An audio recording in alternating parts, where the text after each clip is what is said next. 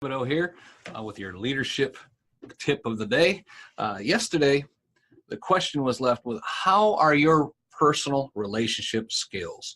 How can you begin to develop the type of personable relationship skills, which we discussed a couple days ago, that those whom you interact with on a daily basis?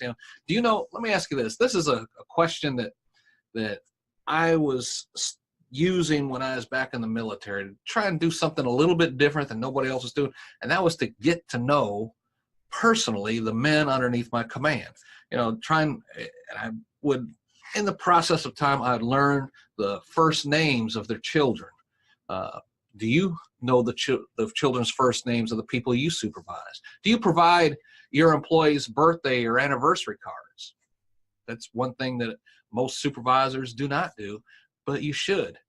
Do you know their hobbies, your employees' hobbies, what they do with their time off? That doesn't, well, now that seems like it's getting a little personable there. That's the idea. You don't go in there like you're trying to stalk them. So when you leave work, where do you go? No, just through the normal course of everyday conversations, you need to get this information. You'll hear them talking about, my son did such and such on the baseball team. Oh, your son likes playing baseball? Oh, yeah, he's great. Da, da, da. My daughter is in volleyball and she did all this. Oh, wow, that's cool. Then when you go back to your office, just make a note. When you hear them talking about, we're going out for Valentine's Day. My husband, his birthday is the day after Valentine's Day, so we kind of combine. Okay, husband's birthday is February 15th. Now you got that information. That doesn't mean you're spying on people you're trying to use, but when they receive an unexpected card, oh, here, this is for you, or they find the card on their desk and it's from you, this is for your son's birthday, or something like that, you are going to be awesome in their eyes, right? That doesn't mean that, you say, okay, your son's birthday's coming up in a week. What are you doing? No, that's none of your business. But if those little nice gestures like that, totally unexpected, nobody else is doing it, I'm telling you, you will be awesome in their eyes, right? These are things that I kept track of when I was a sergeant and, again, as a platoon leader in the Army. And my guys would do just about anything I asked for them. Not because I would tell them, I'm the boss, you're not, go do it. No, but because they knew I cared. And that's as simple as it can get. When I left the military, I started my own insurance agency. I used the same techniques with both my employees and my agents and also my clients.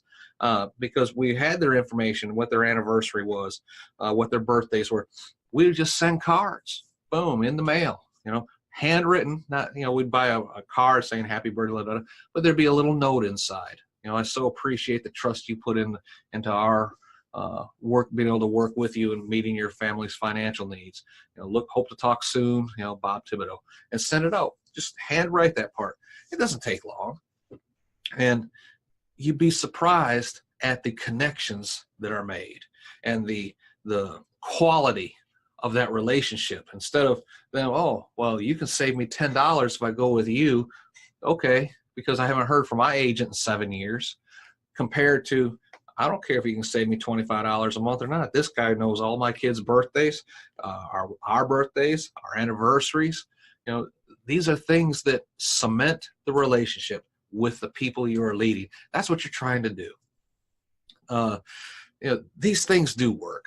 Personal skills will trump all other things combined. When you work on developing these skills, you work on getting the information from your employees, your clients, do it without them even knowing that's what you're trying to do. Don't hand them a questionnaire to fill out. Just follow and allow natural communications to occur. I say, if you hear someone talking about their kids playing sports, just say, what sport does your kid play? How old are they? Wow, your son plays football? How old is he? You might find out he's on a 7-year-old football league. Or you might find out they have a son in high school and he's the star quarterback. Over time, I can guarantee you the conversation will turn about anniversaries, kids' birthdays, and all that. And as soon as you have that piece of information, put it down. I always had like a little book. You see a lot of these things are online or on your phones now, but back in the day, there was an address book, and you could have, someone's alphabetical order, someone's name, address, and I always put, the kid's birthday, first name, birthday, and things like that. and then make a little note on a calendar, Sue Smith's birthday today. So that week, if the birthdays were coming up during that week, on the Friday prior, we'd send out all the birthday cards. When you do things like that, it just cements that relationship, and that is one step in the process of becoming a great leader. Tomorrow we'll give you the wrap-up of what we talked about all week. Till then, this is Bob Tippett reminding you, do it.